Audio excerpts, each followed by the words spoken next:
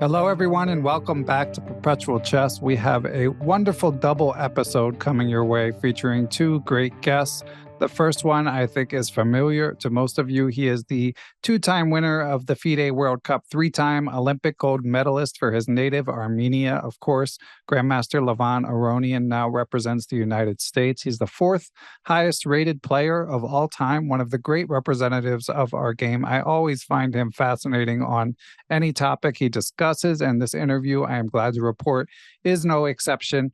We discuss topics including the Global Chess League, how promotion of chess can be improved. Levon goes back to his formative days and discusses his humble and often poor upbringing in Armenia. Levon discusses whether he will write a book someday and his 2023 tournament plans. The interview was conducted with Levon in a park in Spain, so there's one or two audio hiccups, but we should have those mostly cleaned up for you, and it was an absolutely fascinating interview. For part two of this episode, we interview Jagdish Mitra, who is the chairman of the Global Chess League. Hopefully, a lot of you caught that chess league in late June. It was a fantastic event with evident enthusiasm from the teams. A lot of the top players, including Magnus Carlsen, Viswanathan Anand, and of course, Levon Aronian's team, won the championship in dramatic fashion. So I really enjoyed talking to Jagdish about all of the preparation that went into this tournament. I love to see corporate sponsorship at this level. So it is great to see Tech Mahindra seizing the initiative and building this league with a long-term vision for chess. So I'm excited to see what they do in season 2, which won't be until June 2024, but it's definitely on my calendar, and I look forward to what they do in future years. And I think you will find the conversation interesting if you're interested in sort of the business in chess and how something of that scale with so many of the top players in the world come together. So I think you'll enjoy both interviews. The timestamps for topics discussed are in the show description, as always. Before we get you to the interviews, I also wanted to thank, as always, our presenting chess education sponsor, Chessable.com. They're outdoing themselves lately. They've got tons of exciting new courses that have just come out. Grandmaster Peter Heine Nielsen, who of course has been on the show and is Magnus Carlsen's lead trainer, one of the leading theoreticians in the world. He presents the classic book, Techniques of Positional Play. That's now available on Chessable. Top British player Gawain Jones has a complete E4, E5 repertoire. And friend of the pod, Vjekoslav Nemec, has a new course out, a compact course on the Alekhine defense. Vjeko always does his homework and has the club player in mind. So I'll link to all those as well as a few of my favorites. So without further ado, let's get you to the interviews. First up with the legend, Grandmaster Levon Aronian, followed by Jagdish Mitra, discussing the Global Chess League. And I wanted to thank the Global Chess League for arranging these interviews. So without further ado, here they come. And we are here with one of the chess world's brightest stars, the fourth highest rated player in history. I will save the rest of the accolades for the intro that is already recorded, but joining us live from a scenic vista outdoors in San Sebastian, Super Grandmaster Levon Aronian. Levon, it's an honor to speak with you. How are you? Thank you. Thank you very much. I'm very pleased to be on the show. I'm feeling great. The weather is wonderful, and there's nothing better to do than to talk about chess, something we both enjoy and love. Couldn't agree more, and super excited to dive in. So let's start with the Global Chess League, because that's probably top of mind for you, being your most recent event. And of course, your team did amazing. But in reviewing my notes, Lev, I realized you were a last-second replacement. So what was your history with this team? Like, had you been in touch prior to your being called in to replace Ding Liren at the last second? So the way it worked, so about a year ago, I was approached by the league and asked if I'm interested to participate. But when I was checking the contracts, there were quite a few social media engagements. And it wasn't really clear about the venue, although, there were famous people were behind the league. still, I was kind of reluctant to join because, with the little baby, you don't want any. Somehow, when Dinglerand couldn't take part, they thought of me. And at that moment, I think that the plan was more or less clear what's going to happen. And I was happy to be a replacement player. So you were worried if you signed up, they might make you go on chess podcasts and stuff like that initially? Yes, of course. I was very worried to be talking to you. Okay, well, we're glad that you joined, and yeah, I can understand both perspectives. I'm curious, actually, Lev, when you review a contract like that. So obviously, I'm sure the financial considerations play a prominent role. But what else are big factors for you when you're deciding whether to accept or decline an invitation? Well, I mean, I generally love to play chess. I mean, I love to be a part of a team. Those are two of my favorite things: playing chess and being part of something. And like united efforts, do something. So mostly when I'm asked, it's not really so much about the conditions. It's something that is outside of the playing and being part of a team, because you know quite often there are lots of engagements prior to the playing. 1 hour to talk to some people and getting to do like lots of things that have nothing to do with chess. And this was my main concern. And do you often negotiate around that Because, stuff? yeah, I often negotiate, because I on social media, I'm a very natural person. I really don't like to be somebody else on the social media that I'm not, like engage in some kind of extra like business orientated activities. I mean, I can do that, let's say 5% of the time. But if I'm told,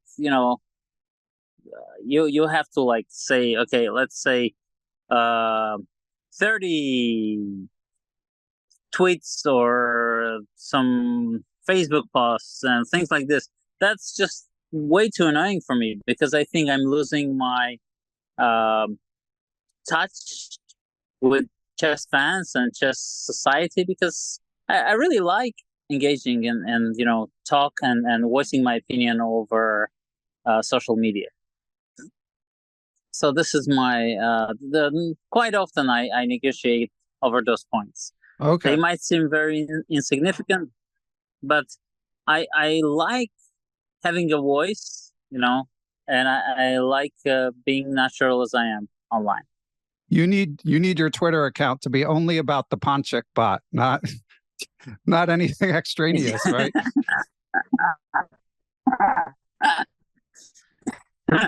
Yes, of course. I mean, I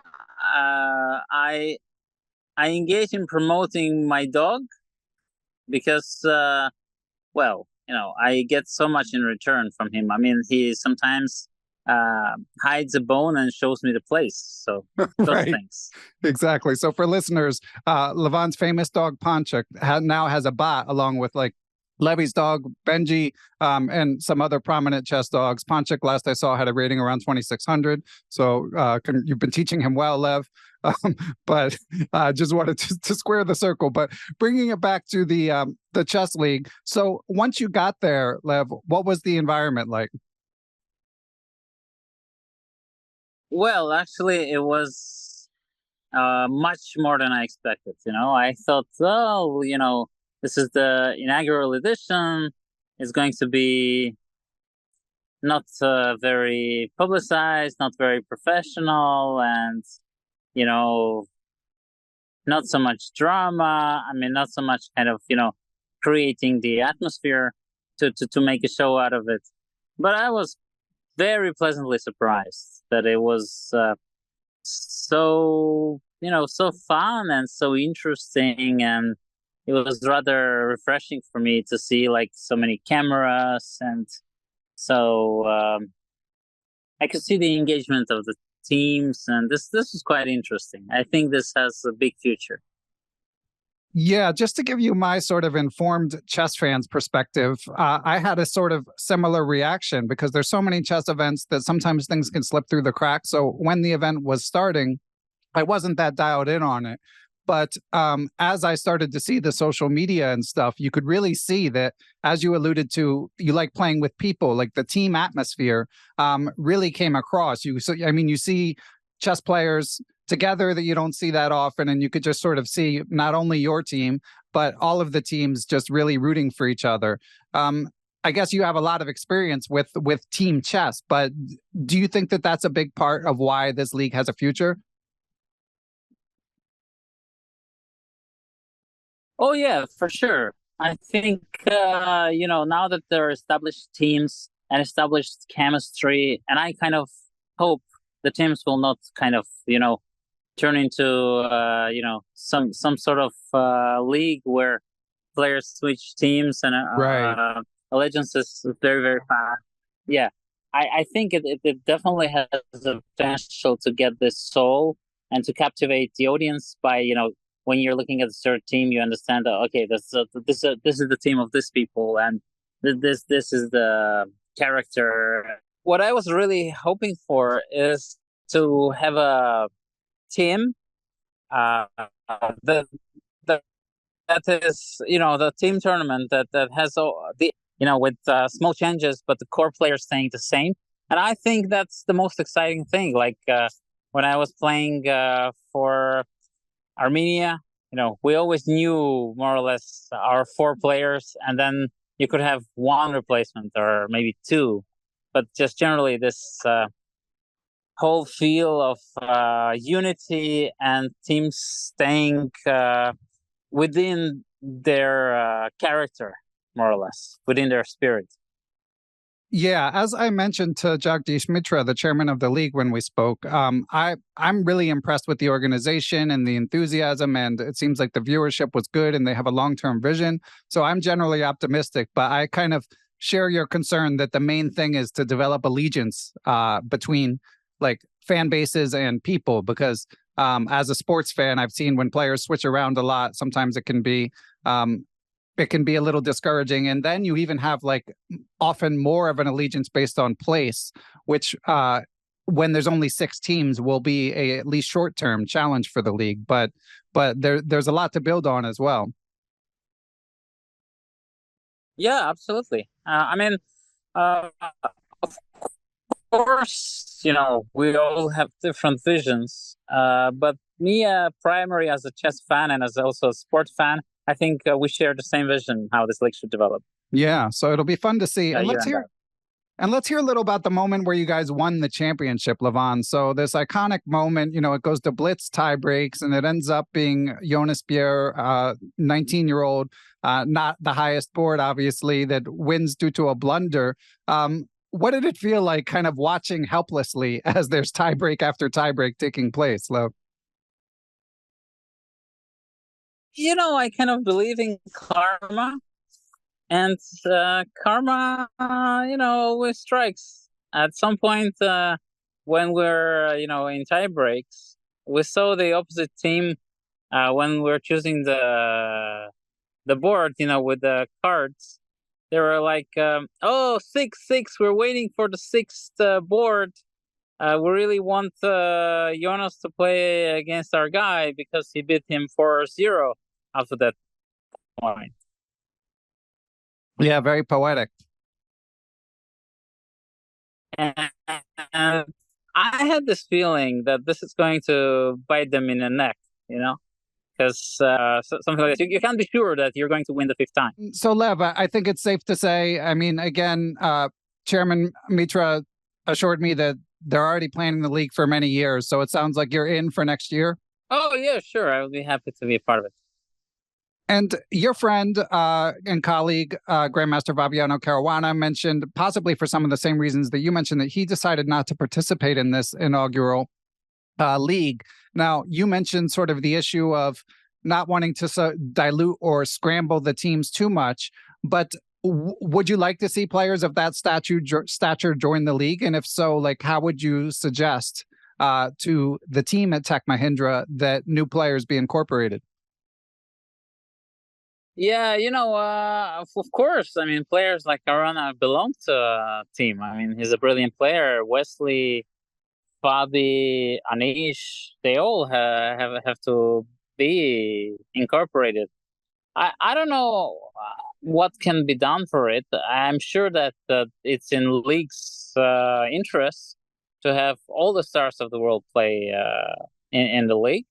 So I'm sure they'll manage. They'll come up with a solution to make the second edition even more star equipped as the first edition was. Yeah, it should be interesting. And they did say that probably not next year, not 2024, but 2025, they would consider a couple expansion teams. So that could ease things. But it does seem like if it continues on this trajectory, people are going to be trying to knock down the door. So it'll be fun to see. And sure.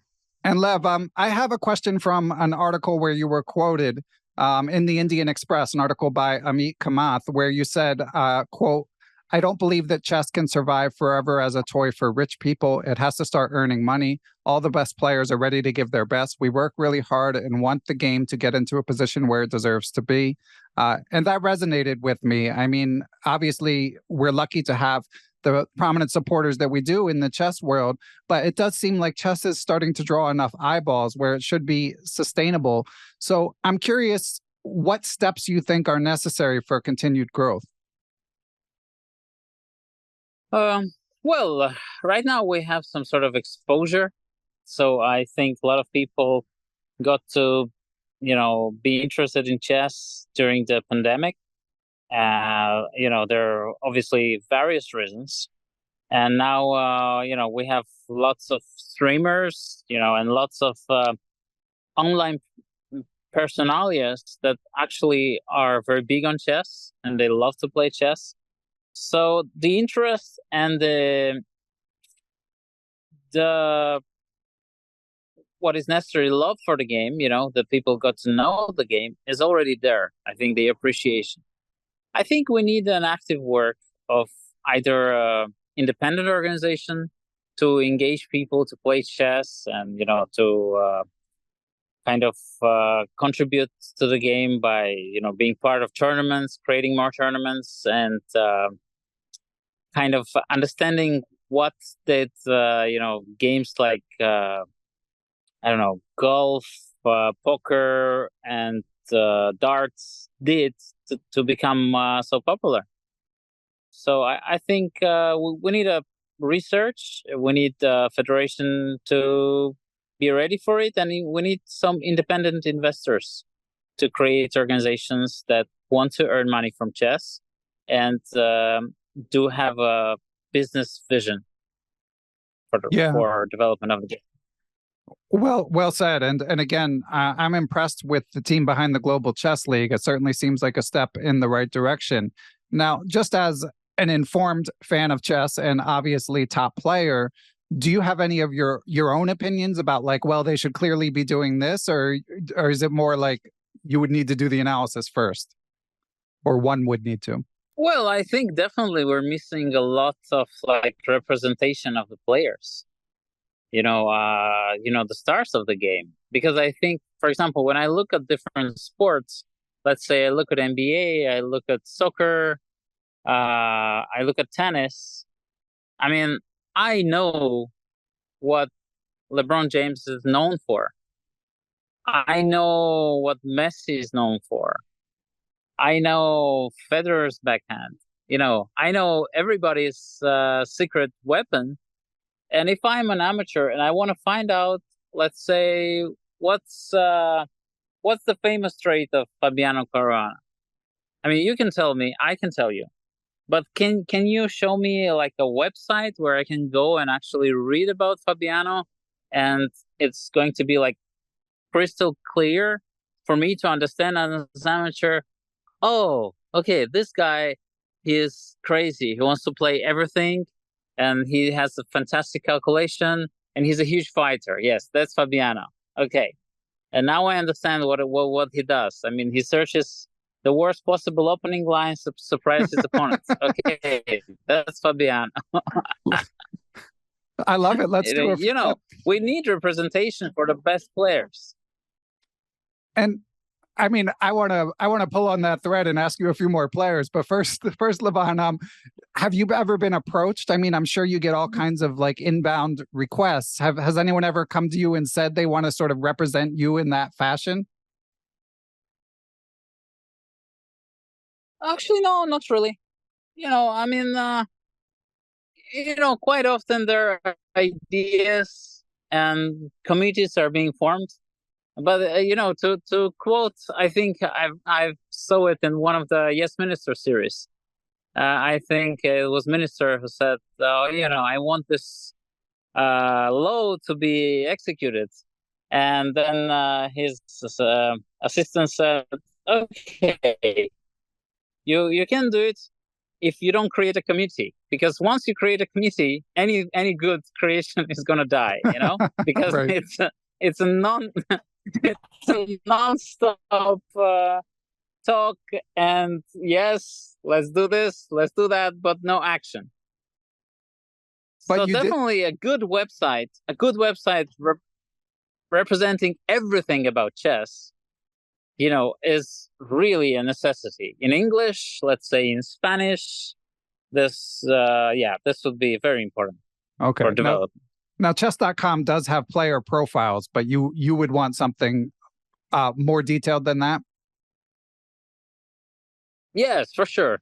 More detailed and, you know, not attached to our website, because to a certain play zone, because the issue is, you know, you go on chess.com. I love going on chess.com. I mean, I'm great friend with people of chess.com, but there are just too many buttons, and you know, just to get to watch some games, I have to click like four. I have to go through some hurdles, and you know, looking at the player profiles, it's just too long. Good quality website where I go in there about chess players, then I have just two sections: chess news, that I can three sections: follow the games of current good players, and everything about the players, statistics. Let's say when I'm playing with somebody, I want the statistics to be there. You know, how is my score in classical against that person, in rapid and blitz? You know, and same for everybody else. This would be exciting. You know, I think this will be exciting for the chess fans to understand what's going on.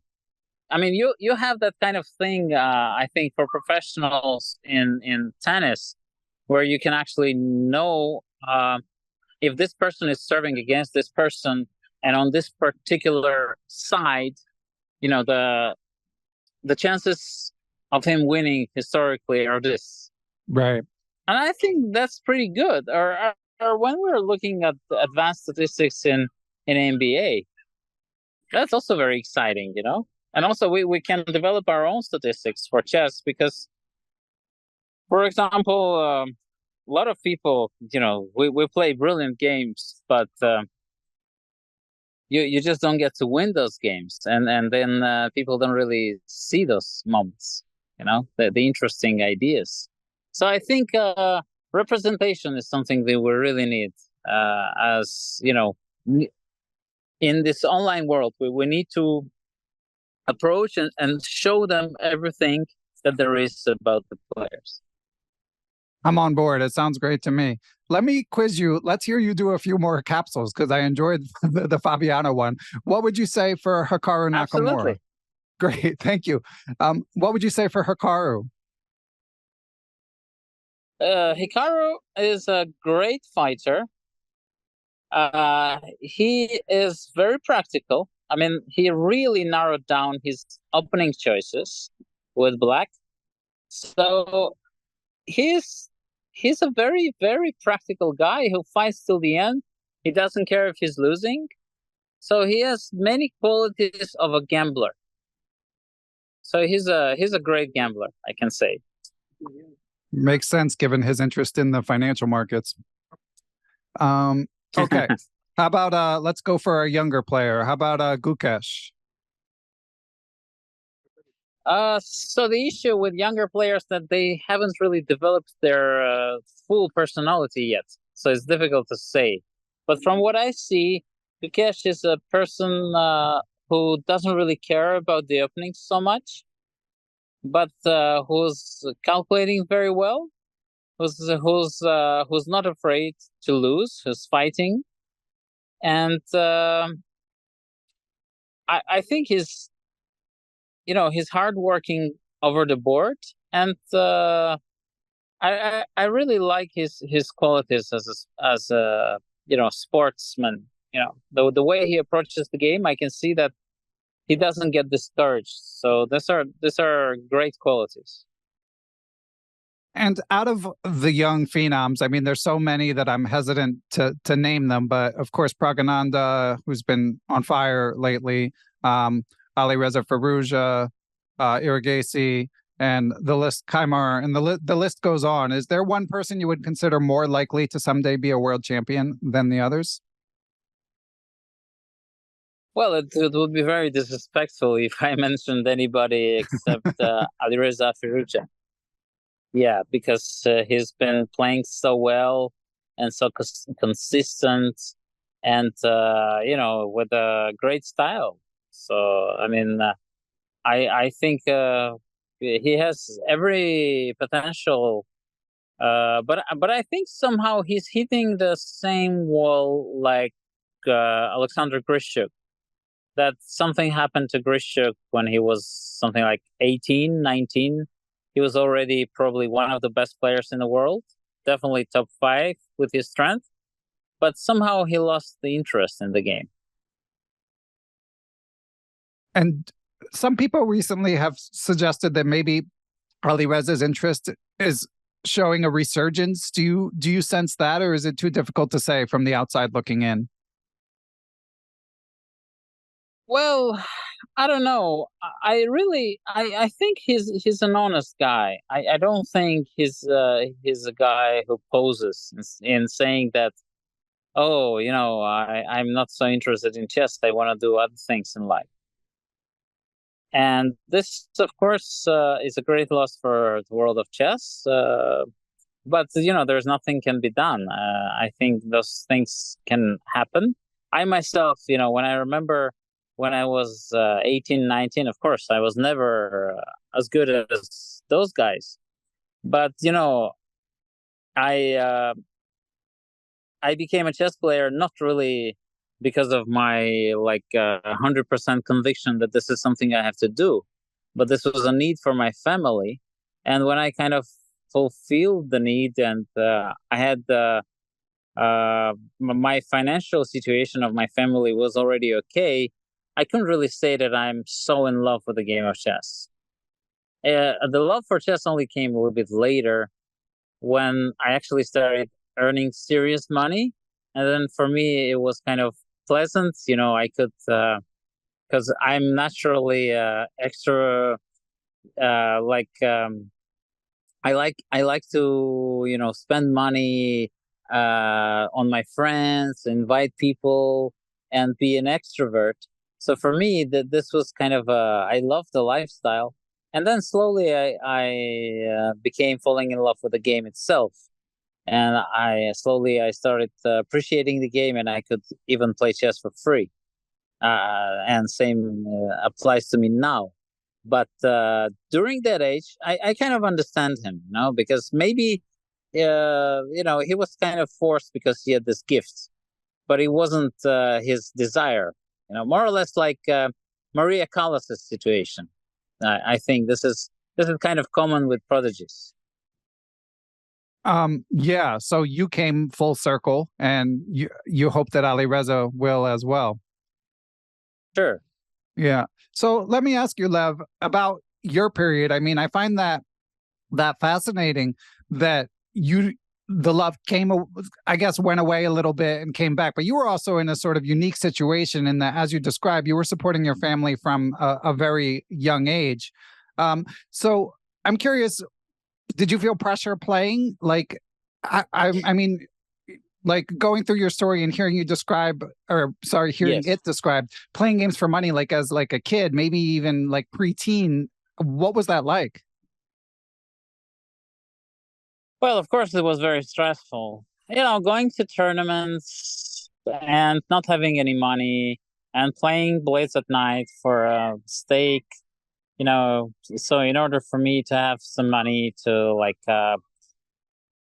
get better food, what I was basically doing back in the day, I would just buy lots of bread and lots of pickles, all kinds of things like this, and just eat them in a room because I didn't really have so much money for things. But and generally, I would have this huge pressure to earn money because I knew, for example, all right, so this is something I got from my sponsor. Let's say I was getting $500 from my sponsors.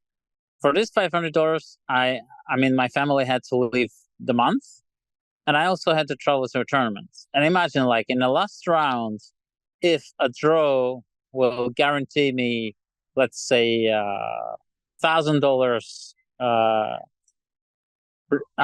Earning, I would never look for a win. I would be terrified. For me, it was just a matter of survival. So, and this really showed when I moved to Germany, where there was already like social security, and you could earn even without, without having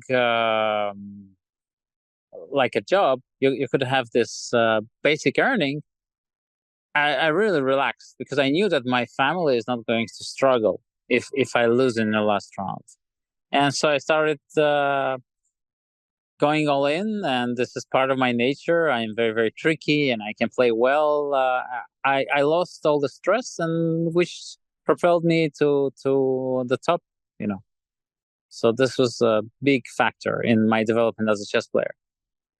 Yeah, you had quite the rating jump during the period of the whole Hans Niemann controversy when people were debating sort of what's possible in rating jumps. Your graph was often being cited because it was during that period when you moved to Germany that suddenly you went from like 2630 to 2750 in like 2 years. So you mainly attribute that to just being able to just relax and not play for basically food. Yes, absolutely. Absolutely. Because everybody knew. Everybody I was analyzing with, they knew how strong I am. They knew about my understanding, about my tactical vision. I even remember this story that, so it was a tournament in Libya, the World Championship, which, the knockouts, which Rustam Kasimdzhanov won. And I was playing there. And at some moment, I was in a room with Ponomaryov, Grishuk, Kasimdzhanov, and we were analyzing something. And they were saying some things. And then I said, guys, come on. You know that I'm the most talented player of my generation, and that I'm going to be much better than any of you, which was extremely arrogant because they were, rated 740, 50, and were much, much more successful at that moment than me. But I knew, that I'm not worse than them, and I knew that I'm probably better than them. That's an amazing story. How did they react when you said that? Of course, they were laughing. They thought I'm just bragging, and what I'm saying makes zero sense. So you're saying everyone knew, and I've actually heard that in the discussion, like what the online discourse during the Hans Niemann thing, people would say, okay, but everyone knew Aronian was a top talent. But nonetheless, it makes me wonder, like everyone in Armenia knew. Everyone who analyzed with me knew. Okay. But none of these guys. Okay, that makes sense. And then so you describe as you start to relax a little bit because you can and have success, like around what point would you say it was that you regained your joy for chess and were able to sort, I mean, because now of course you're well known for sort of this free flowing, creative, carefree style. Well, I think so. What actually changed in me? So I used to have this kind of habit, finishing the tournament and getting drunk and, not caring about the game for next month or so. And then at some point, so I think it was 2005, or was it 6? Well, yes, 2006, I won in Linares. And then I was invited to play in Melody and Bear. Beautiful tournament. So, I just won a tournament and I won a humongous amount of money, which allowed me to build a house in Berlin for my family. So happy times. And so I'm going to this tournament as a star. And I'm just so happy and so silly. And I'm playing some ridiculous openings. Like, I don't know, first knight c6, first knight c3, Dutch, e4 that I haven't played since I was, 15, anything. And I'm losing terribly. And I'm just showing sense that I don't care. I'm just enjoying myself. Oh, look at me, how amazing I am. I can play anything. And then a friend of mine, close friend of mine, who was mentoring me, and he still mentors me, Boris Gelfand, he came to me one day and he said, look, people invited you because you're a professional, one of the best in your field. And here, you're just disrespecting the people who invited you and being a clown and, being seen around drinking and partying and just not giving a damn about the tournament. Do you think they're going to invite you ever again? This was kind of, yeah. No, you go ahead. Sorry. Yeah, this kind of sobered me up. I told myself, I'm in so much privilege. I'm among, the best players of the world, and I get to play against Anand, and I get to play, against Kramnik, get to play against everybody that I dreamt to be in the same elevator and talk to them. And now I'm just being a little spoiled brat. And then I just I think from that moment I started appreciating where I am, and I started being more professional, and I started loving the game more because I understood where did it take me.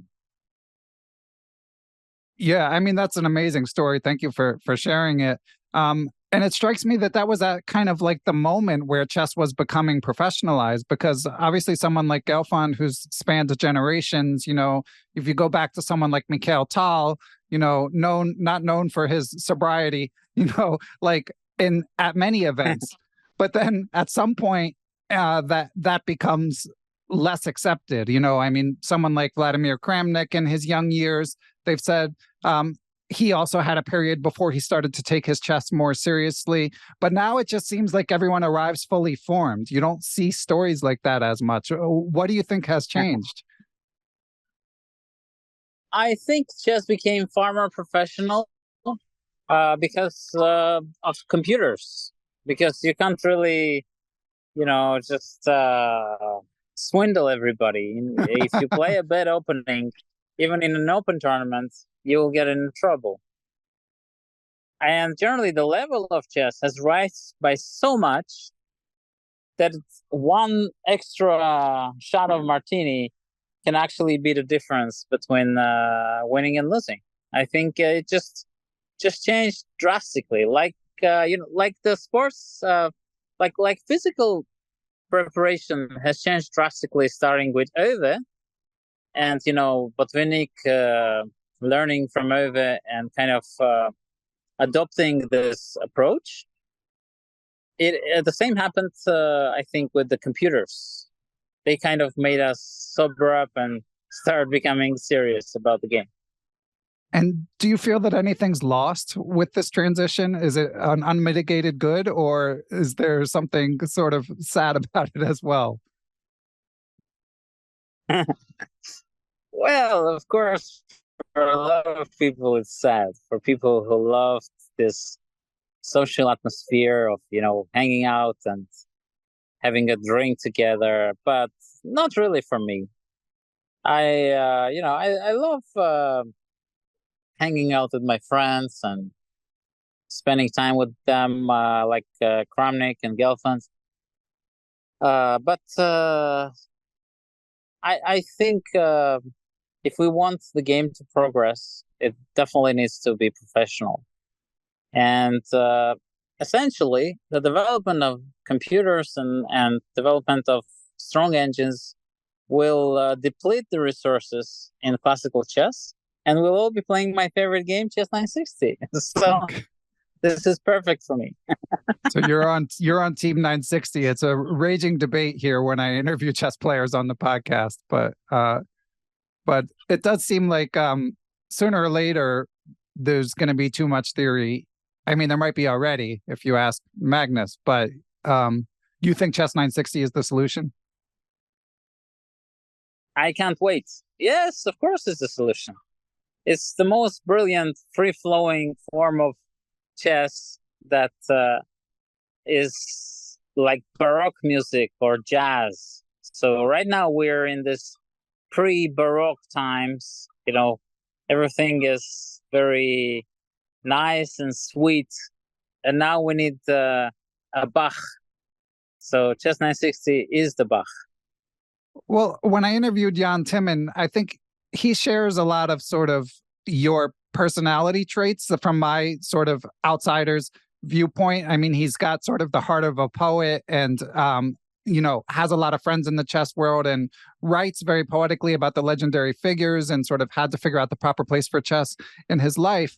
But and he has said that he wouldn't be a professional in today's age because the opening prep is too much work. But despite all this, he says that something feels unnatural about Chess 960 to him, and he doesn't think it's the solution. How do you respond to a criticism? I mean, I don't know if it's a criticism, but a statement like that.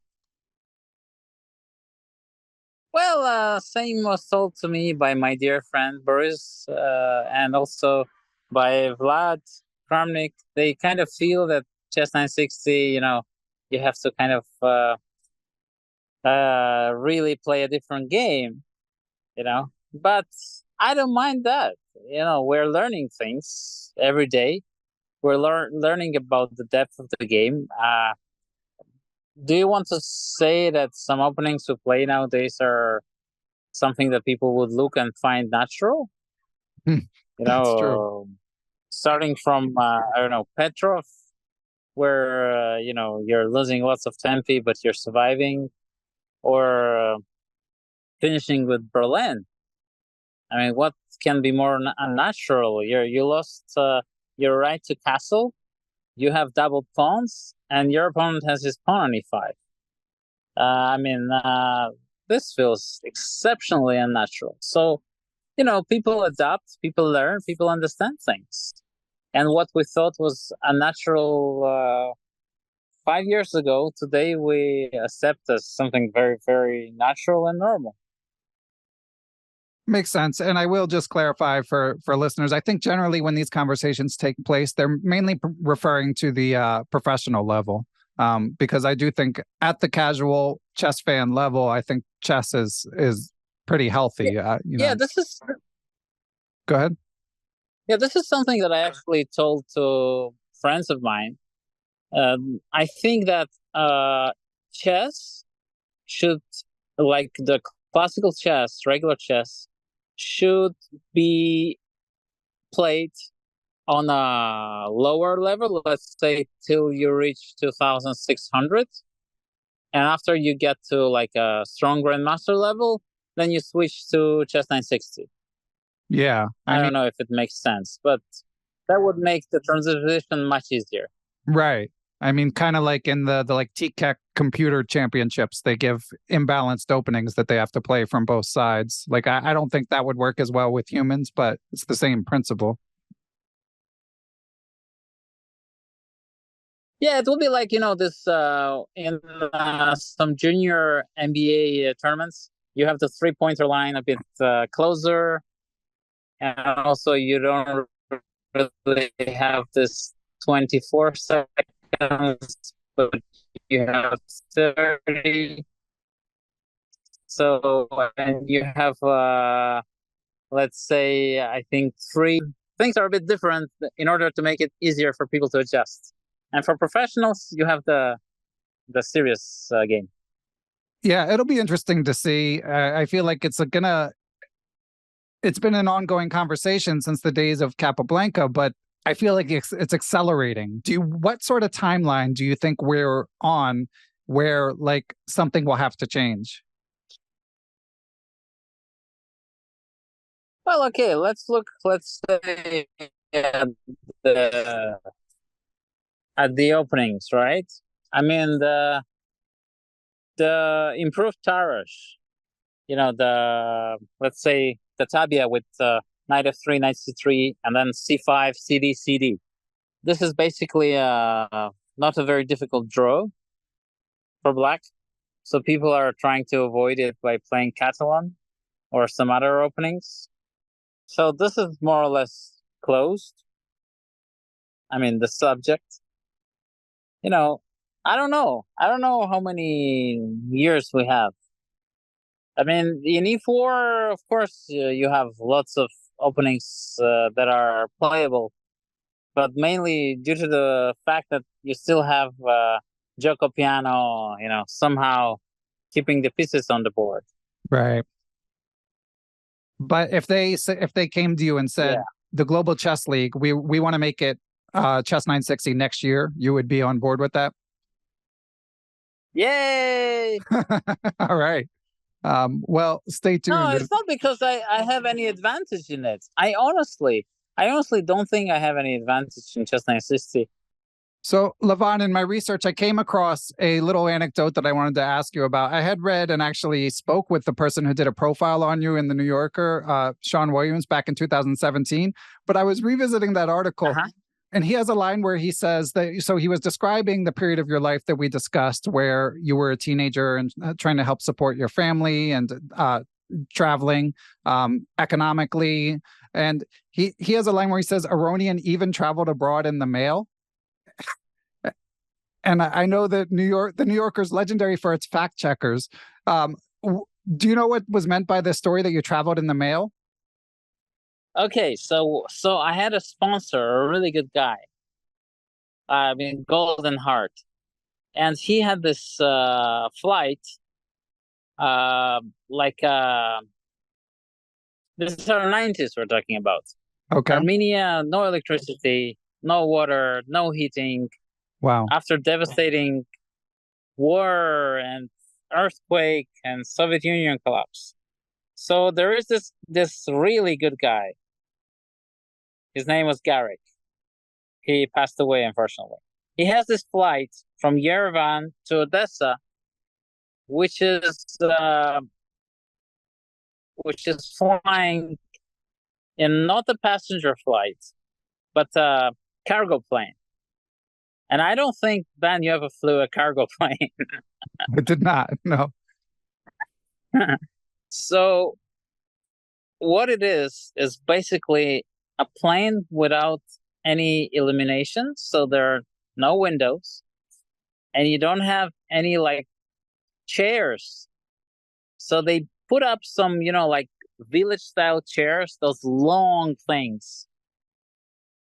Long, I don't know how they're called in English, but like the benches in the church where you can sit. Right. Basically. So they put up those things, and we're flying because he was giving me this flight for free from Yerevan to Odessa. And from Odessa, I would take a train because planes were scarce and also very expensive. So we would take a train and play somewhere in Russia. Either Russia, I go to Moldova, and from Moldova, I get to Romania to play tournaments. And yes, so this is the route that I took many, many times. Yerevan, Odessa in a cargo plane. I mean, if you're struggling with claustrophobia or you have some health issues, because it gets to definitely more than 85 degrees Fahrenheit. I mean, it's really, really hot in there, extremely hot. So you're there, and you don't know how long it will fly. Obviously, there is no staff to offer you anything. There's basically a pilot and co-pilot. Wow. And a group of people that heat up the place. That's amazing. And who would you be typically traveling with on these trips? With my mom and with my coach. Wow. Was this still? My coach probably remembers Melek. Yeah, I was going to ask. I interviewed Melek some years ago. Great guy. As you know, you don't need me to tell you. Yeah, I think he remembers those fights. Wow. But those generally those 90s. What I remember, those were like the most. I would say psychedelic experiences I had in my life. I have never experienced anything like that. So one time I remember we're taking this train somewhere in Ukraine or Russia or Belarus. I don't remember. And then suddenly I see the windows get open and the animals are being flown into the train. It continues, the abundance, like a river of animals, ducks, chickens, goats. and I'm thinking I'm having some kind of some madness in my brain. So, but I understood what's going on. Basically, the train would stop there for 1 minute. This is after Soviet time, but still everything is very strict. And there was a big market on the next station. And the people take their animals to sell them in the next station, but there is not enough time to bring them all because the train will close in 1 minute and will say goodbye. So you open the windows, you throw anything you have, and you jump. The animals, you don't care if they die or not. And then you jump from the front, from the front yourself. Wow. So it's like Noah's Ark, but on a train, basically? Yes, very much like that. Unbelievable. Well, I'm glad you made it. I'm glad you survived all those escapades. So Levon, we've got so I wanted to say it must feel nice to fly business or first class these days after those experiences. Yes, absolutely. But there, I think if I was older, I don't know if I would have a mental breakdown. But I was little. Obviously, it was super shocking for my mother.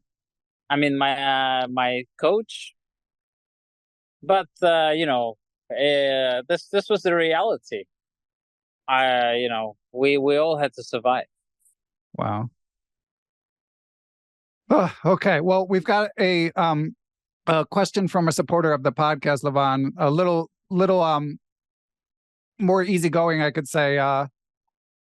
This is from Jim Sutherland, who says, "Congratulations on your recent marriage. I'm a big fan of yours and have enjoyed following your successes and studying your games for many years. Like a lot of average club players, I celebrated your move to the United States. You're a wonderful addition to our group of top-level players."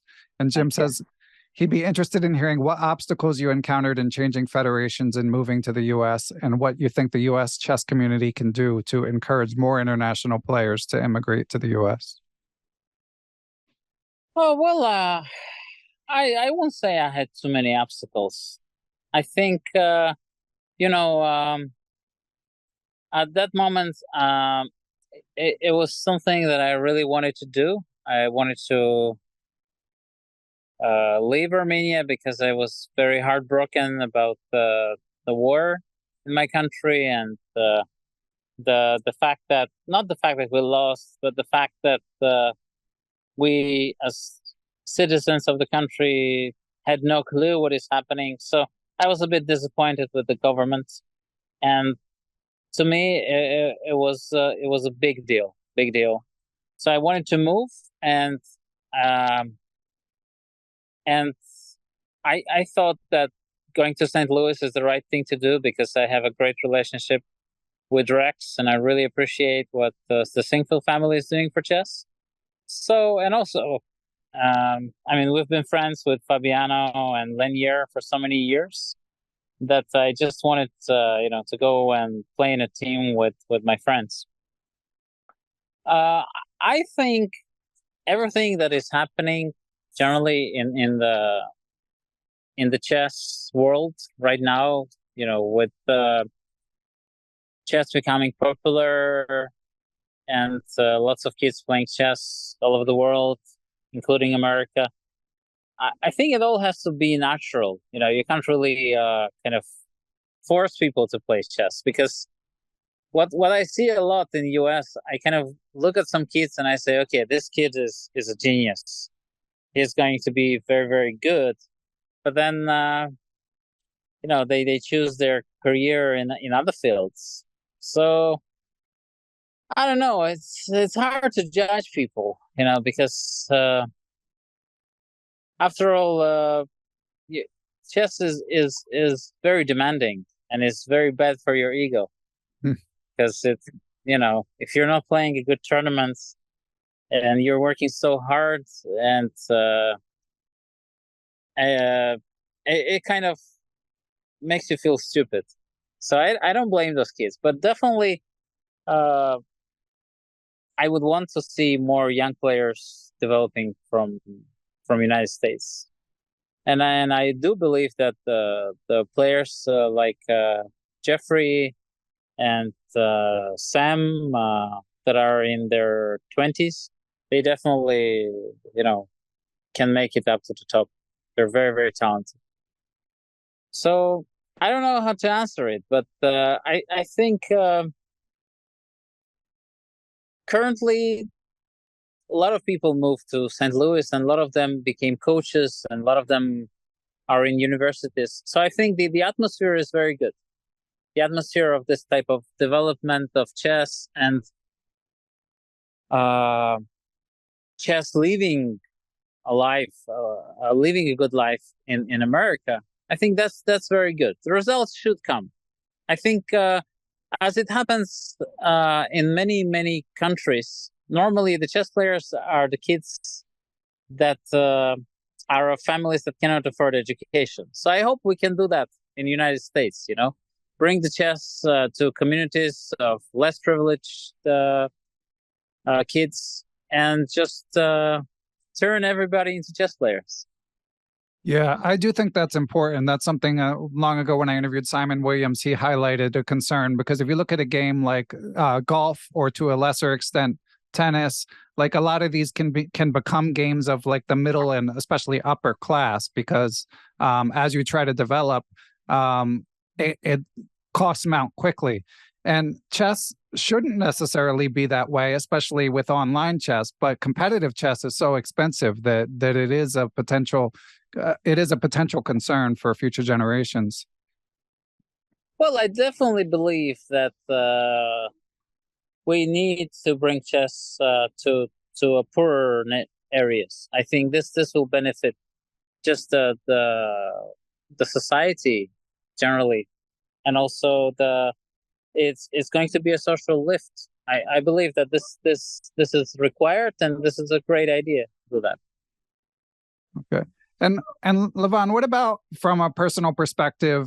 Were there any sort of, I mean, obviously you're kind of a citizen of the world, you lived in Berlin, but were there any like cultural adjustments as you started to spend more time in St. Louis? Oh, well, I've been playing in St. Louis since 2013, I think.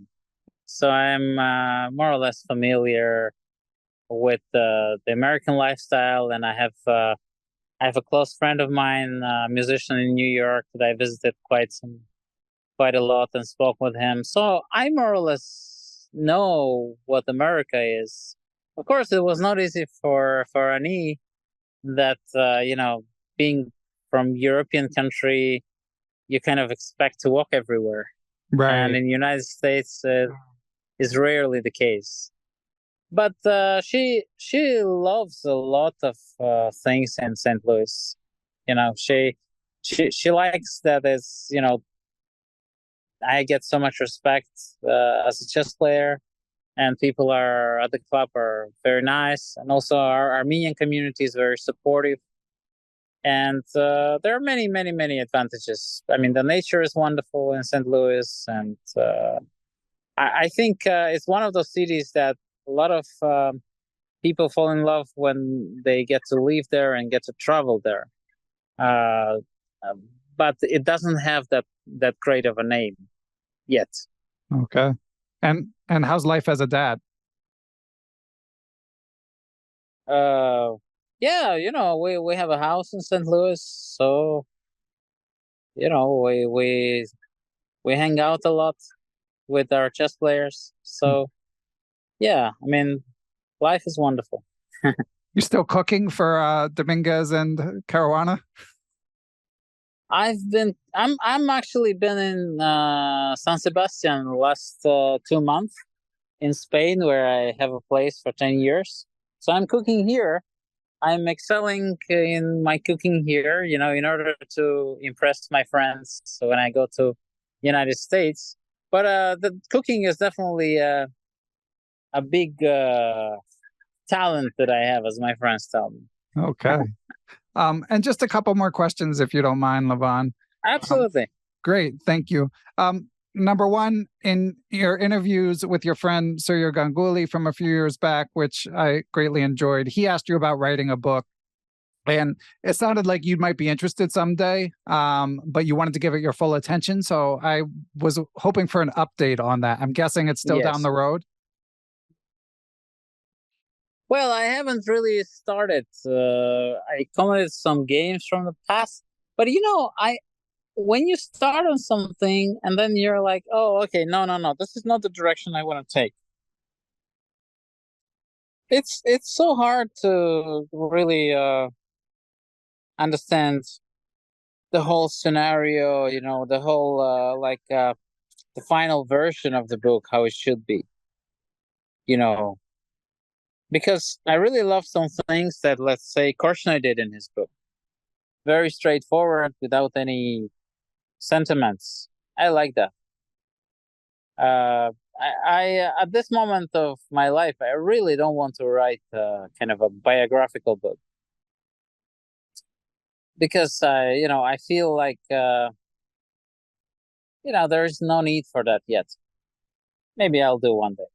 Right now, I just want to write some chess book, but I still, because a lot of those games are connected to anecdotes and stories, suddenly it turns into a biographical book. So I don't know how to tackle this issue. But I don't know. I started a little bit, but then I kind of changed my mind. I don't know. But definitely, this is something I want to do one day. Great. Well, we will certainly look forward to that. Do you keep notes? Do you have a journal or a diary or anything like that to help you someday put this together? Oh, no, not really.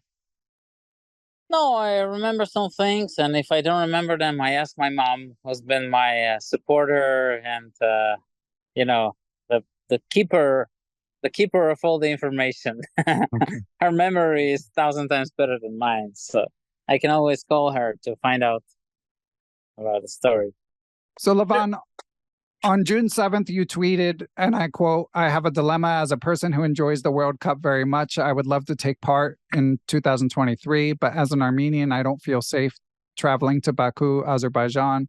Since FIDE has been promoting the hybrid format, I'm more than willing to play from place if possible."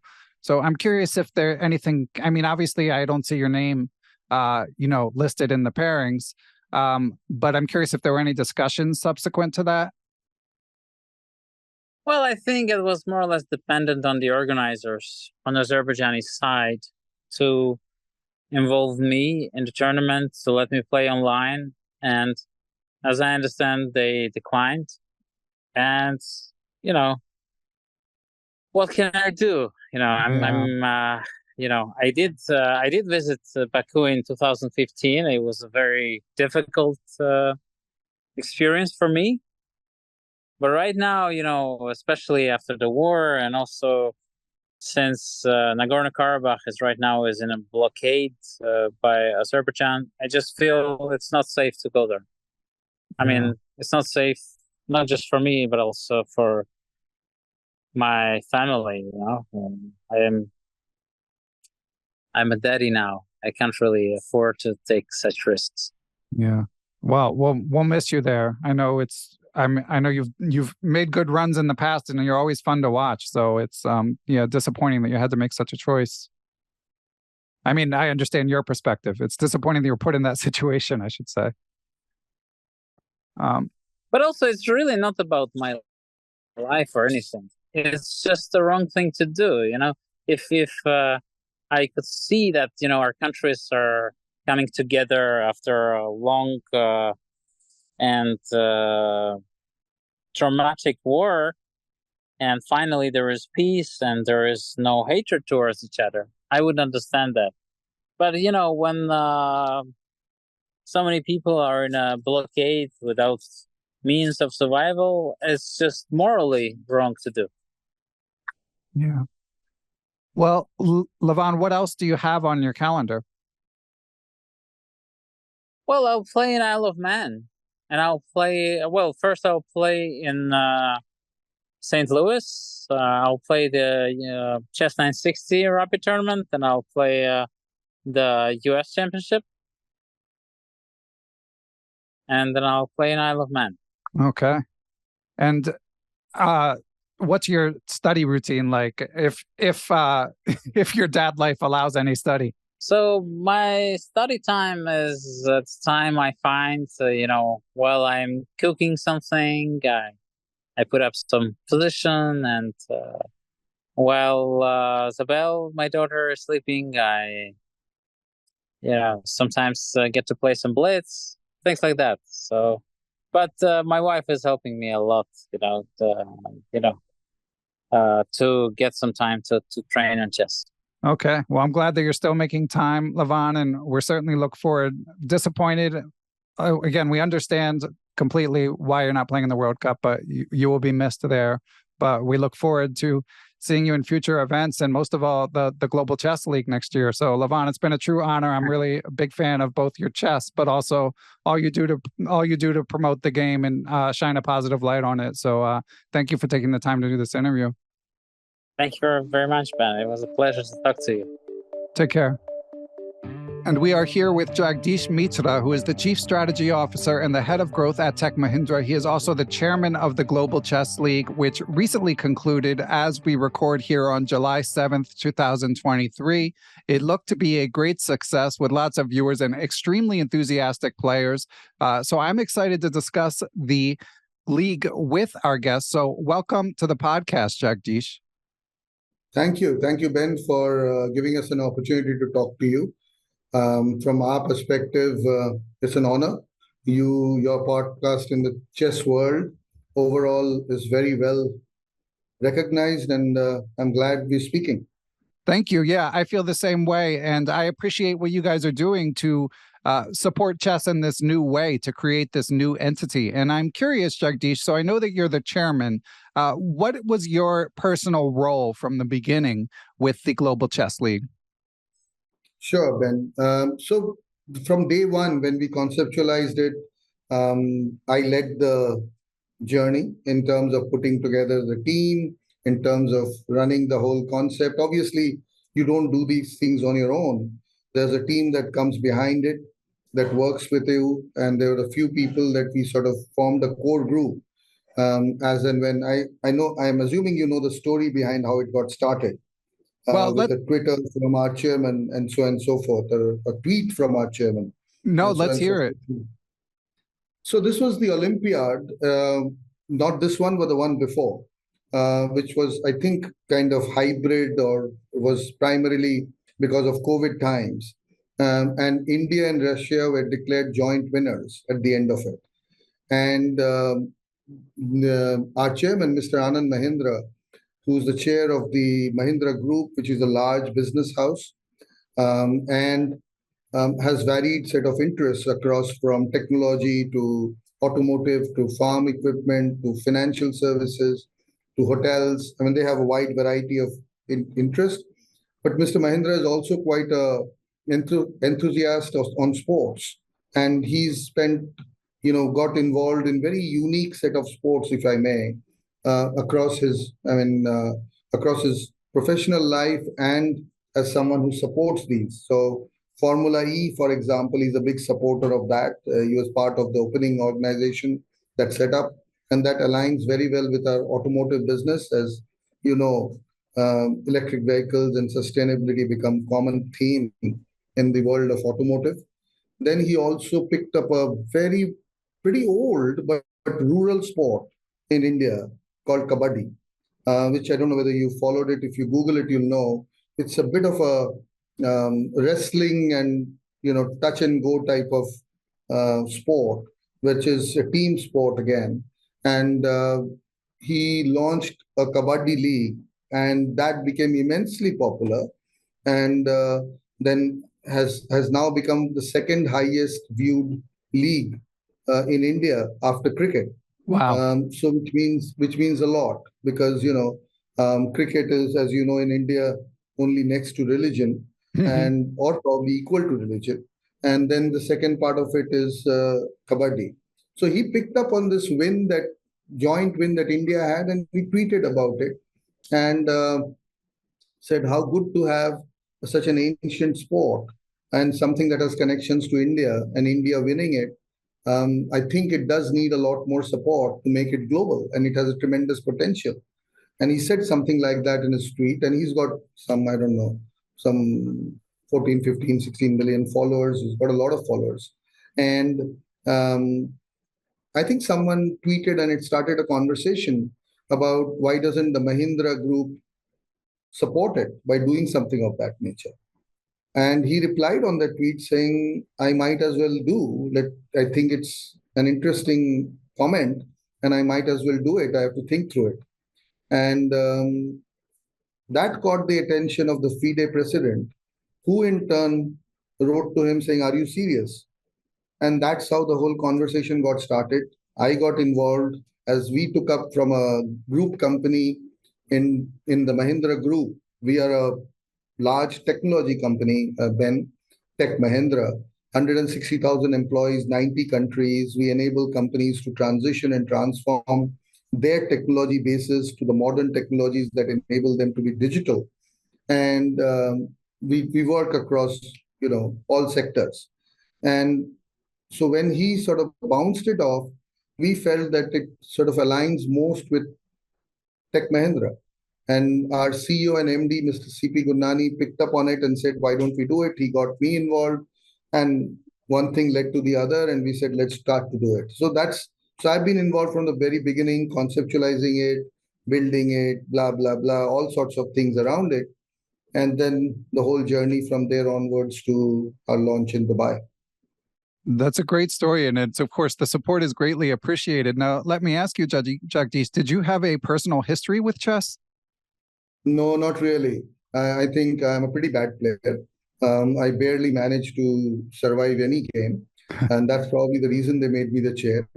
But my family has had, like you would find, in most families across the board in India, and then I've seen it in other parts of the world also.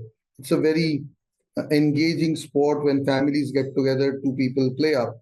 And where I belong to, which is a state in Bengal, in a state of Bengal, in a city called Calcutta, there, when families get together, afternoons would be primarily chess.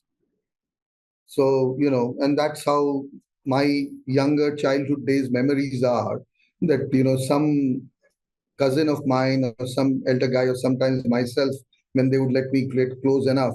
So there'll be like 4, 5, 6 boards going on in the family rooms across the home. And then we will all gather around someone. And so it was quite a, if I may, it was quite a common sport, afternoons and evenings especially during holidays when people would get together. But sometimes it's just common to have it every day. So that's how I grew up. Okay. And so as you sort of get acclimated to both the chess world and to organizing this league, what were the biggest challenges from your perspective in getting it off the ground? So once we had done all the arrangement with FIDE, as you know, FIDE is a joint venture of this Global Chess League organization that we set up. It's a company in Switzerland that we have set up. They own 10% and we own 90% of that company. Primarily, our bigger challenge was basically based on what our objective and purpose was. We said that we want to make this a place where the best of the world come to play. That's number one. So the best of the world, which means the top 30, 40 players need to come and join us. Second, we want to make this interesting enough for fans to engage, but also to have capability for it to expand to not the chess aficionado, if I may, but people who follow chess, not necessarily on a daily basis, but they know all the stars. They know the Magnuses of the world, and they know the Vishis of the world, and they had known all the previous stars of chess. So they probably keep track, but they don't engage enough. And that number is humongous. It's about 600 million people around the world. But the sport doesn't seem to get that kind of encouragement, that kind of money, that kind of conversation, so on and so forth. So our objective was first, get the best players. Second, create a format that is exciting and new. And third, get private or franchise owners to own, convert this into a team sport so that we can get people rallying behind players and then slowly associating themselves with franchises, right? So that's the whole idea behind it. To me, I think the most, I wouldn't call it difficult, but I would call it rather the most time-consuming and extensive and intense process was about getting the players signed up. Because they had a lot of questions. What is in it? I mean, why is it interesting? What will happen in this case? What are the rules?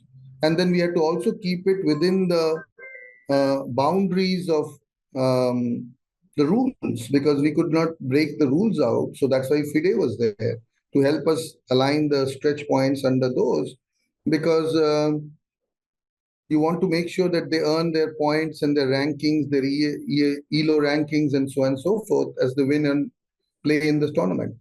So we wanted to make sure it's a serious tournament. While it's got to be fun and glitz and glamour, but we can't lose out from the whole intensity that it can have. Yeah, I mean, well, I feel like you guys were successful in the regard you described, because you got the aforementioned Viswanathan Anand, you got Magnus Carlsen, you got Maxime Vachier-Lagrave, and so many other top players. We got Levon, the champion, yeah. And so let me ask you, was there a certain player who you signed where you reached a moment where you felt like, okay, this is going to be okay. This is going to be viable for the first season?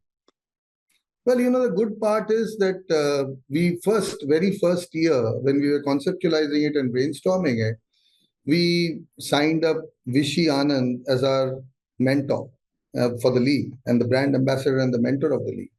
And that itself was getting someone like him to get involved on a project was a very good start, I felt, because he had tremendous knowledge and obviously experience over the 5-time world champion. It's just interesting to hear his views, because he gave the players perspective. And he said, this is what we could tweak, this is what we could change. The FIDE guys were actually extremely active. And that's the time we felt that, if these guys feel it's exciting, I think we will find other players to join in. Then, obviously, when we signed up Magnus, it seemed like we are on to a good thing. Yeah, and he's not always easy to get for these events. So again, it speaks to the organization and the quality of thought that went into it. And you alluded, Jagdish, to the unique format. Of course, it had mixed gender team format, as you said, franchise owners, and of course, incentive to try to win with black, with more points for a black win, 4 points for a black win, 3 points for a white win. So I'm just curious what went into all of those decisions, and how you evaluate them now that season 1 is complete. Well, I think, Ben, when we started looking at it, we were very clear that we wanted to convert this into a team sport. We had many more ideas. I can't disclose it right now, but we had many more ideas, and I think we'll try them in second year and third year and all of those. We want to make this a lot more exciting, a lot more unpredictable in terms of who you're going to play, etc., etc. But from our perspective, it was very clear that we wanted this to be a team sport, and we wanted it to have mixed gender in it. So every aspect of the tournament and the way we structured the team had those structures built into it. So we had one icon player who's like the star that people could probably bring in, the Vishis of the world and Maximes of the world and Magnus and Levons of the world and so on and so forth, Nepos of the world. So we had those guys, but we also had, we said, listen, we're going to get the best and make sure that everyone is on the 2700 upwards in terms of their ranking. And that's how we managed to get 2 men, 2 women, 1 icon. And we also wanted to focus on the next gen, which is the under 21 type category that we created, because we felt that gives it a little bit more all-rounded view in terms of what we are trying to do of our journey and what our capabilities are. In that whole world, that's how the team structuring happened. Then some of the key changes said that we will play with black if you play, because sometimes you obviously the standard thing is white and the blacks don't get that kind of an advantage. We wanted to make the game a little more aggressive and say that let's push towards a result. If you're going to push towards a result, then you got to change the team point structure. And I think looking back, as you said, Ben, you know what happened. I mean, amazing set of results. Even the day one, the 2 teams that were playing, if I remember correctly, they were Triveni versus Umumba, the same set of guys, I think, that were playing the finals. And the whole objective at that point of time, final game, and these guys were losing by about 3 points. And they won through black and they won by 1 point. So it became a little more unpredictable. But, the creme de la creme of that whole thing was the final. No one could have ever scripted that exciting a final that we went through. Yeah, just tiebreak after tiebreak, and then blunder at the end to decide it. Definitely a special moment. So I'll tell you from my perspective, I liked the jerseys, the palpable joy of the players was what struck me most. And I've talked in the past, both in a sort of professional capacity, I mean, when I'm speaking with professionals, as well as when I'm sort of advising my fellow chess amateurs, that I do feel the team dynamic in chess just raises the level of enthusiasm. And I felt like that really came across in the broadcast. Now, I did hear some complaints from people online, especially early in the presentation, of difficulty watching it, I think, especially here in North America. And I believe that those issues were improved over time. But what was the general approach to conveying the broadcast? Well, broadcast happens to be one of the key facets of this product. We wanted to make sure it's visible across the world. So we worked very closely with our broadcasting partners around the world. And I think sometimes some partners come on board, some you miss because of terms and conditions that both of us can't seem to agree. But I think next year onwards, it will be even more expanded. But just to give you an idea, Ben, this year we had more than 150 broadcasters, including terrestrial as well as digital or OTP or OTT broadcasters. All of them, we had between them about 150 plus around the world. And if you were there, you would see this is an exciting shot. I mean, there were about 14 television cameras in the room that was covering the game and was covering every moment of every move. And then we wanted to make sure that the broadcast is coupled with interesting commentary, because the commentary should make it easier and simpler for people to know what the next moves could be. what are the possible chances. So we had a very interesting mix of commentators from US, from UK, from Europe, from India, and all of them, and a mix of people who could have good fun, good times, and so on and so forth, and make it engaging for people. So I think our experiment with broadcast, I believe, has been pretty successful. What we need to work out, like you said, is sometimes the visibility was probably in the beginning wasn't that good. There were some production challenges, etc., etc. But I think they were ironed out quite fast and soon enough. But we expect it to further develop. We also had a metaverse, by the way, online on wow. our app world that had some tremendous viewership. We had more than 50 to 70,000 viewers on that coming together on a regular place, playing on the metaverse. It's just been tremendous in terms of the amount of acceptance that people use the app for, and also the broadcasting channels. And is it official already? Do we know for sure there will be a second season? Oh yeah, definitely. Yes, That's yes. great. We will do a second season for sure. We're just figuring out now. The period of planning is going to start again. We probably going to start in another couple of weeks, thinking through what changes we want to bring in, what feedback we've got from teams and players to take that into account, and then slowly build up to a particular location that we could go to. Excellent. And will it likely be roughly the same time of year, like June to July 2024? Most likely it will be. We haven't yet sort of zoomed in on the timelines that we and FIDE will need to work through it, but most likely it will be around the similar timelines. The chess calendar is quite busy. It really and is. Yeah. Seeing the the enthusiasm that the Tech Mahindra Global Chess League created, we feel that finding a fixed slot is probably a good idea. Okay. And let me ask you, Jagdish, like, for example, Grandmaster Fabiano Caruana on the C Squared podcast mentioned that he had turned down an invitation. I'm sure there were other players that you couldn't come to terms with as well, but they may have seen the match and seen the league and seen the impact it has, and maybe get a sense for its growth. Plus, there will always be new players emerging on the scene. So do you guys have a plan in place yet for how the franchises will acquire new players? Yeah, so we will go through another draft. We're working through that whole structure. And you're right, there are some that, for a variety of reasons, turned that down. Fabiano was one of them. Then we had some that turned it down, but later on found the buzz around it and said, hey, I would like to join in, where we had no space right that time, so we had to regret.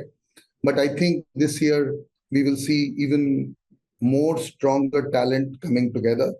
A lot of the world-class players that we saw this year will continue, I'm hoping. And then we'll have a bunch of even more fresher players. So from our perspective, I think, Ben, both the tournament format and the players that are interested we think it will become an even richer party next year as we start to do the second version of the Tech Mahindra Global Chess League. That's exciting. And let me ask you, Jagdish, I got the impression from the coverage I read and that it was also was it shown on television in India or online? Well, it was on television and online. Okay, so I thought it was on television, but I wasn't certain, so I wanted to be sure. It was on Eurosport in Europe. Amazing. And television.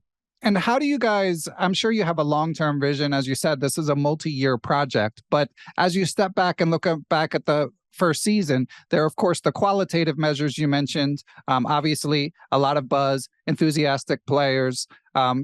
But then there's also sort of quantitative measures that eventually, you working for a corporation, you'll probably be asked to provide. In terms of quantitative measures, what are the long-term objectives for the league? Well, I think, obviously everything has a commercial angle to it, but at the end of the day, you have to treat it like a product. We are doing a startup. So we are now focused completely on getting the product right. The product, as I said, has multiple features on it. It has the best of talent to come together. It has an exciting format for people to play in teams. And third is it's got to have content and commerce around it, or sorry, content and the visual around it, which will make sure it's television worthy. Those are the three things that we are trying to do. So we're going to completely focus on that, Ben, for the time being. And we strongly feel that with the interest that it has generated in the corporate world, the engagement that it has generated from franchises and teams and players and television, I think it will be a commercial success in much shorter time than what we had imagined. In the sense, I think the monetary gains coming out of this, which is what ultimately the product will hopefully deliver to the league and to the players and to the team owners, is not too far away. We're actually excited that it will be very, very soon when it starts to become an extremely profitable venture. But, that's not the immediate goal. The immediate goal, like anything else that we have always believed in building, anything from the Mahindra Group and in Tech Mahindra, is focus on the product and everything else will come into space. Wise words for sure. And just as you mentioned, you have plans in place for if more players want to get in, there could be a draft for them to be added. What about like additional corporate sponsorship? Is there a potential for more franchises or just different roles within different roles that corporations could provide in future seasons? So Ben, there is enough opportunity for sponsors to come in, variety of things they can do, and we have all that ready to discuss for next season. So sponsorship is a great opportunity, considering that we'll be on television, like I said, access to about 150 million viewers around the world with these assets that we have put together, and on YouTube and so forth. I was just looking at the numbers coming in today. They seem very exciting. But the whole idea of getting these guys together and the players together is what excites us most.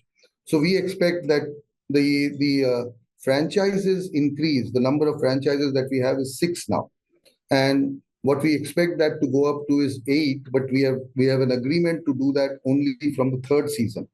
So first 2 seasons will have six teams. The third season will have 8, 2 more teams added, and so therefore those 2 teams will come into play. And then the 5th season onwards, we have 10 teams added. I'm really impressed with the long-term vision that you've already got it mapped out so many years ahead. And to the extent that investment is needed in order to build up the product to be profitable, is the capital already there to support this through its early years? Oh, absolutely.